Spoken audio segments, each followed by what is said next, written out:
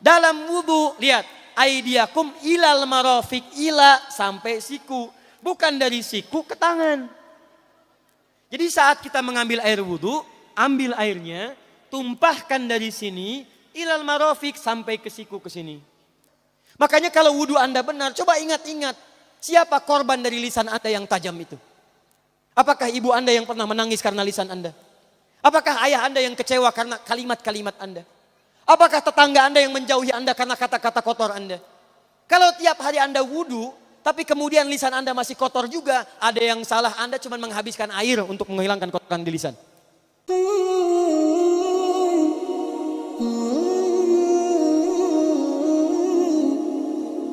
Ayo lihat sini, lihat. Kata Nabi kalau salatnya ingin sempurna dimulai dari wudu. Ya ayyuhalladzina amanu, kalimat wudu dibuka dengan kalimat iman.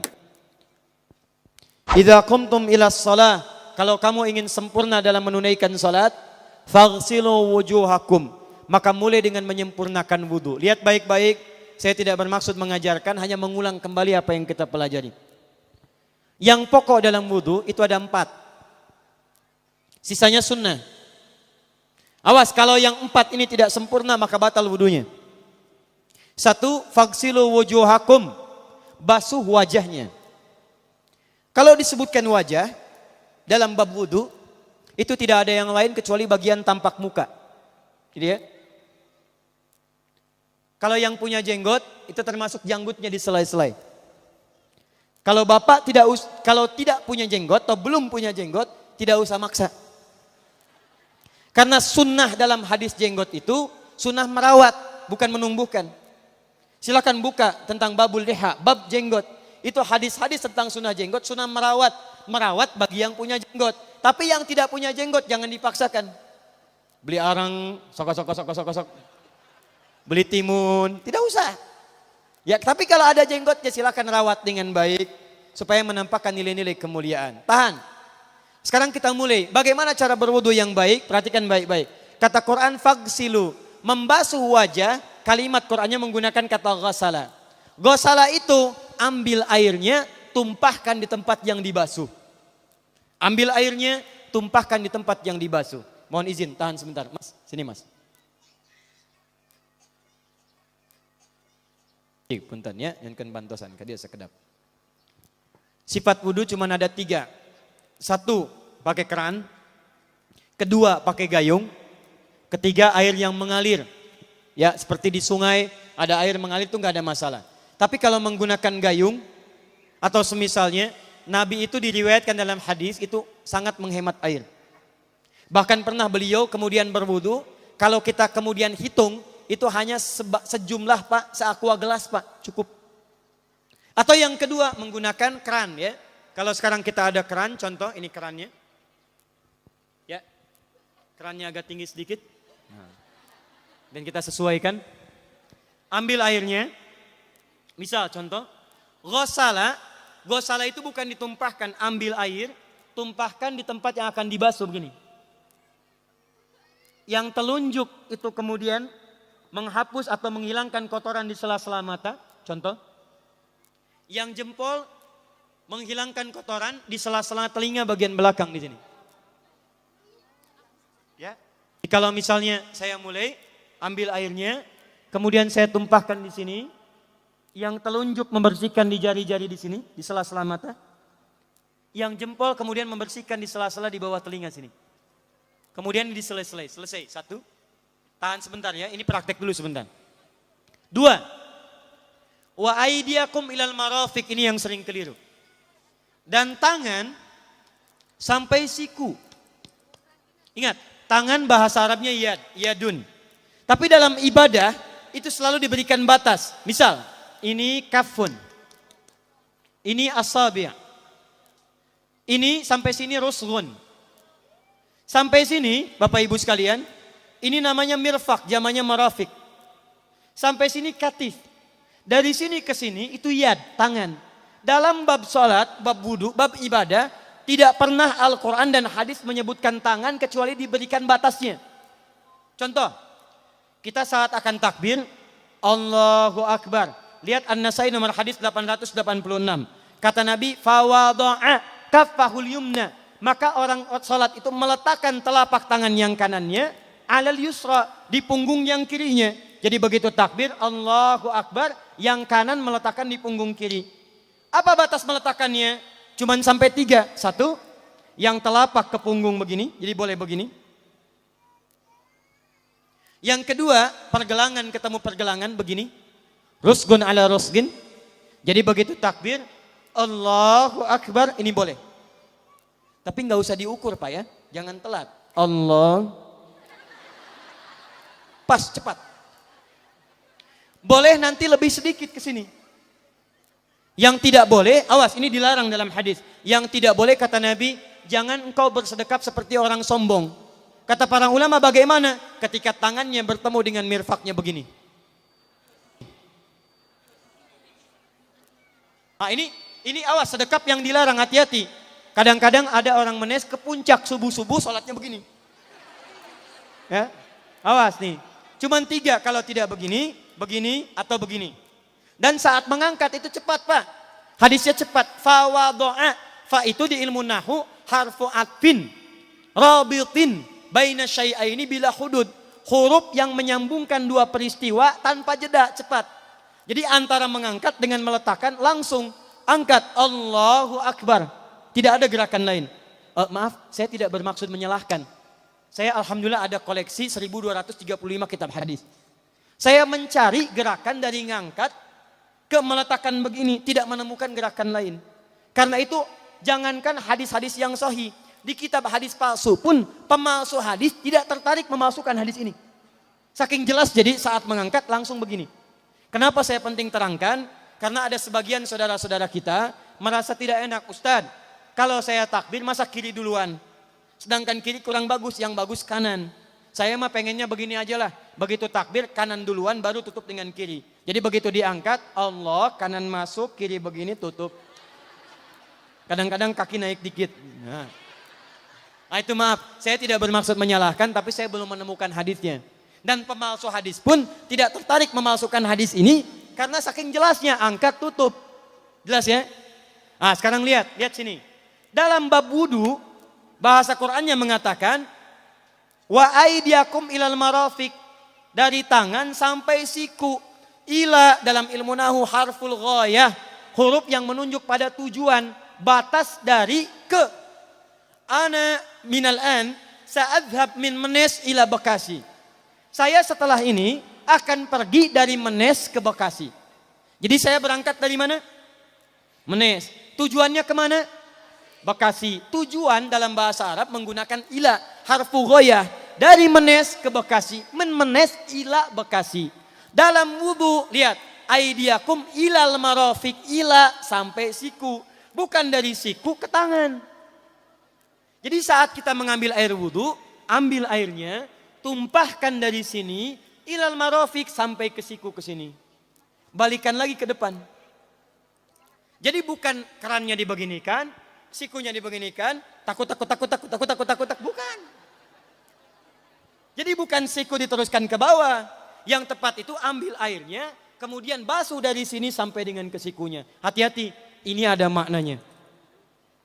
Dan jika benar di hadis Muslim, jika orang wudunya benar seperti ini, maka bersamaan dengan jatuhnya air wudu itu, jatuh pula dosa-dosa dan kotoran yang melekat pada anggota tubuhnya. Tidak cukup dengan amin, nanti kita lihat dulu. Teruskan, saya baru caranya dulu nih. Awas. 3. Wamsahu biru'usikum. Wamsahu, lihat. Untuk wajah pakai gosala, basuh. Tangan gosala, basuh. Tapi ketika berpindah pada yang ketiga, wamsahu, berubah jadi masaha. Tahan sebentar ya. Cik calik kelecep, calik. Duduk sini aja. Lihat sini. Ya, pilih. Duduk di sini atau ngapus. Sudahlah. Datang sendiri, nulis sendiri, ngapus sendiri, luar biasa. Cuman di Menes ini. Ini awas, ini penting ini Bu ya, penting. Saking pentingnya, susah dihapusnya tuh.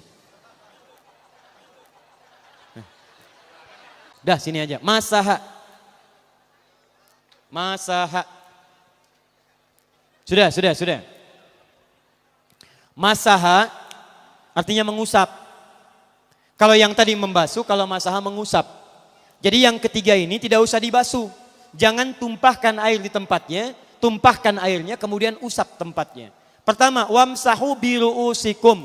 Masya Allah, kata Allah bagian ketiga usap kepalanya. Awas, hati-hati.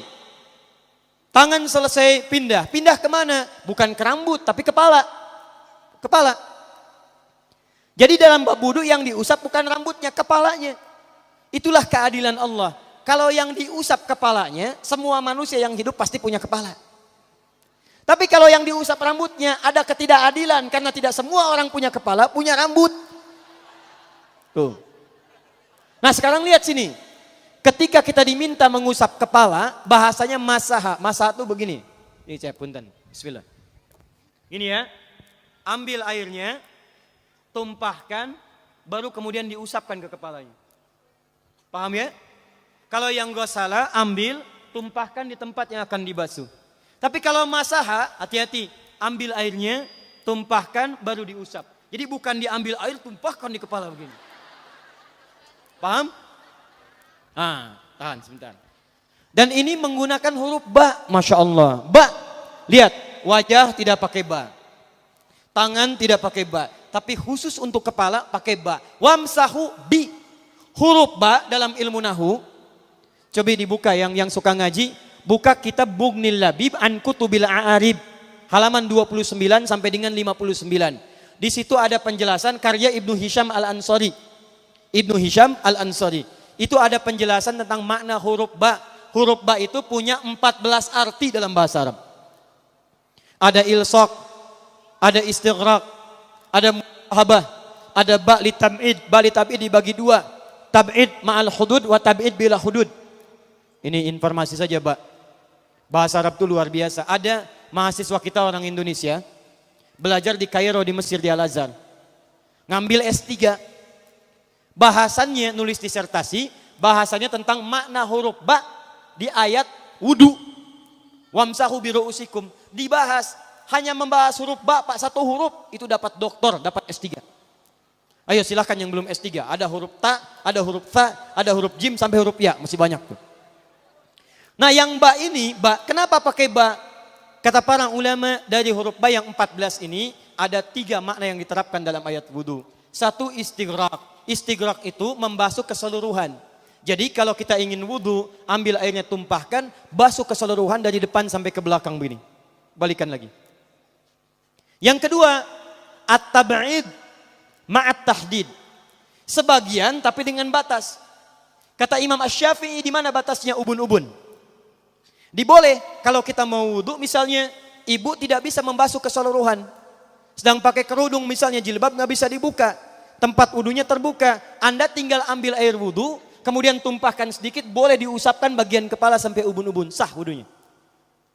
3. At-tab'id min duni tahdid. Sepanjang disebut bagian kepala. Masuk kepala nggak ada batas. Ini kepala bukan? Ini kepala? Ini kepala? Nah, jadi kalau Anda berwudu mengusap bagian kepala, itu sudah sah. Walaupun bagian tertentu diusap di kepalanya. Kapan ini dipraktikkan? Kata Imam Malik, kata Imam Abu Hanifah, ini dipraktikkan kalau seorang memiliki satu sakit di kepalanya yang tidak memungkinkan dibasuh keseluruhan. Misal, mohon maaf, ya ada orang misalnya, mohon maaf ya, tiba-tiba sedang jalan di kebun, tuh jatuh duren. Bu, anak duren ya, jangan durennya yang besar. Tiba-tiba nimpa misalnya, duren teh bahasa rangatnya kadu, Bu, ya. Kadupak, kaduhung, ya dan seterusnya. Kadu. Nah, nimpa kepalanya, bocor misalnya. Kemudian dalam bocor itu diperban, kata dokter tidak boleh kena air. Saat bagian kepala yang tidak boleh kena air itu bukan berarti wudunya kemudian bisa batal atau boleh tayamum karena tidak bisa mengusap kepala. Kata para ulama, boleh dia mengusap bagian kepala yang lain yang tidak terluka. Itulah kenapa Allah memberikan huruf ba di sini untuk kemudahan bagi kita dalam menunaikan wudu. Tapi pastinya yang dibasuh kepalanya bukan rambutnya. Jadi kalau ada laki-laki sudah dandan, sisiran, rapi, tiba-tiba keran dibuka, yang diusap cuma rambutnya, ulak. Nah, itu batal wudunya. Tidak sah. Harus diulang. Terakhir kaki. Kaki dibasuh sampai dengan bagian mata kakinya, dan ini tidak perlu saya terangkan karena mudah bagi kita untuk mempraktekannya. Tapi yang ingin saya jelaskan satu ini saja. Perhatikan baik-baik. Yang 4 ini wajib wudu. Tambahannya sunnah. Niat dimasukkan dalam wajibnya. Lihat sini, kumur-kumur sunnah. Telinga sunnah. Istinsyak sunnah. Yang 4 ini wajib. Tapi terlepas dari wajib dan sunnahnya, perhatikan baik-baik. Kenapa ini disebut dengan wudu? Dan hebatnya Al-Quran mengistilahkannya dengan tohara. Tohara. Apa itu tohara? Apa itu suci? Tohara. Apa itu tohara? Suci. Apa itu suci? Tohara. Ada tohara, ada nadhafah, itu beda. Kalau nadhafah, bersih luarnya, tapi belum tentu bersih dalamnya. Bisa jadi luarnya bersih tapi dalamnya najis. Misal, hewan yang paling najis apa? Yang haram. Misal hewan tadi itu, hewan babi misalnya. Misal, dibersihkan, dimandikan, disisir. Sampai bersih. Bersih tidak? Bersih. Bersih. Tapi halal tidak? Suci tidak? Tidak. Al-khinziru nadhifun walakinnahu ghairu tahir. Babinya bisa bersih tapi tetap tidak halal, tidak suci dia. Tetap haram, tetap najis. Paham? Tapi kalau bersih luarnya dan suci dalamnya, maka kalimatnya berubah dari nadhafah jadi tohara. Tohara. Orangnya disebut dengan tahir. Kalau rajin dikerjakan disebut dengan mutatahhir. Wudu dalam Quran disebut dengan tohara. Seakan-akan memberikan pesan, maaf, orang yang wudu itu bukan hanya bersih fisik luarnya saja. Jadi kalau orang wudunya bersih, bukan cuma wajahnya yang bersih.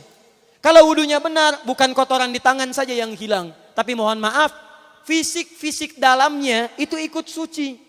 Fungsi tangannya jadi bersih, fungsi wajahnya jadi bagus, fungsi lisannya jadi bagus. Makanya kata Nabi, kalau orang benar wudunya bersamaan dengan air wudu yang menetes, maka tumpahlah kotoran-kotoran di bagian fisik-fisik tubuhnya. Jadi kalau kita benar wudunya kumur-kumur, kukumur, masukkan, keluarkan, bersamaan dengan keluarnya air itu, maka kotoran-kotoran di lisan pun ikut keluar.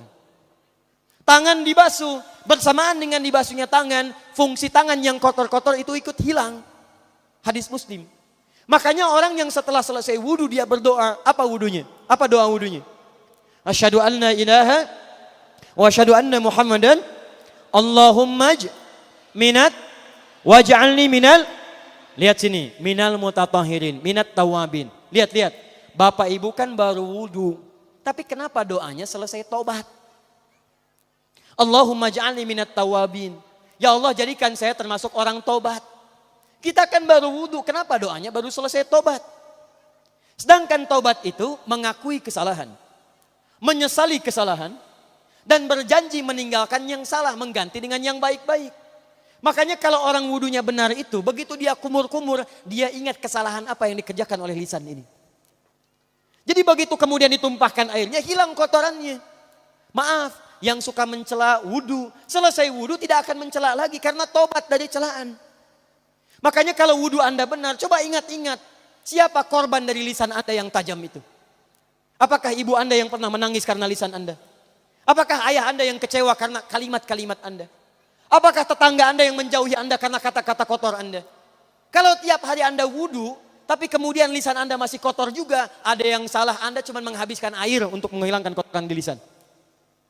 Itu tanda pertama. Tangan basuh. Makanya orang yang wudunya benar, tangannya tidak akan berbuat yang kotor lagi sampai ke ujung kakinya. Karena itulah ibadah ini disebut dengan wudu, seakar dengan kata dau. Kata para ulama, mereka sebagian mengatakan dau artinya cahaya, dau artinya sinar, dau artinya al-husnu, baik budi pekerti. Kalau orang benar wudunya, bertambah sinar di tangannya, sinar di wajahnya, sinar di lisannya. Apa sinar itu? Di dunia sinar-sinar amaliyah kebaikan, sifat-sifat baik, di akhirat pancaran-pancaran kemuliaan. Satud'a ummati yaumal qiyamati ghurral muhajjalin. Akan dipanggil umatku di hari kiamat dengan banyak cahaya melekat di tubuhnya. Tangannya ada cahaya, matanya ada cahaya, wajahnya bercahaya, kakinya bercahaya. Cahaya apa itu? Kata Nabi, min atharil wudu, dari bekas wudunya. Jadi kalau kita benar wudunya, itu kita jadi orang baik. Ada cahaya kebaikan dalam diri kita. Itu yang disebut dengan tawabin. Makanya kalau bapak ibu tiap hari wudu, Allahumma ja'alni minat tawabin. Tapi mulut tidak tobat, tangan tidak tobat, kaki tidak tobat, ada yang salah dengan wudunya. Waj'alni minal mutatahhirin. Jadikan saya orang bersih dan suci. Jadi kalau selesai wudu, pakaian bersih, wajah bersih, tangan bersih. Ini pakaian bersih, pakai jas, pakai dasi, tapi tangan tidak bersih, korupsi juga, mencuri juga, menipu juga, ada yang salah dalam wudunya. Kalau kita bisa mengerjakan wudu ini dengan baik, maka naik status kita. Disebut sebagai, langsung oleh Al-Quran, disebut hamba yang dicintai oleh Allah Subhanahu wa ta'ala. Di Quran surah kedua Al-Baqarah ayat 222. Saya tutup. Lihat ayatnya. Di ujung ayatnya. Innallaha yuhibbut tawwabina wa yuhibbul mutatahhirin. Sungguh Allah akan sangat mencintai orang-orang yang taubat dan orang-orang yang terbiasa untuk bersuci. Kita selesai wudu mengatakan Allahumma ja'alni minat tawabin waj'alni minal mutatahhirin. Dijawab oleh Allah, innallaha yuhibbut tawabin wa yuhibbul mutatahhirin. Karena itulah orang yang rajin wudu adalah orang-orang yang dicintai oleh Allah Subhanahu wa taala. Jadi kalau Bapak Ibu, maaf ya, sekarang cek. Kalau batal wudu, pengen wudu lagi. Tidak hanya saat sholat. Sekarang batal wudu, ingin wudu. Batal wudu, ingin wudu. Itu tandanya Bapak Ibu sedang mendapatkan cinta dari Allah Subhanahu wa taala. Tapi hakikat cintanya bukan pada wudunya, tapi berubahlah orang itu menjadi baik dan dekat dengan Allah Subhanahu wa taala.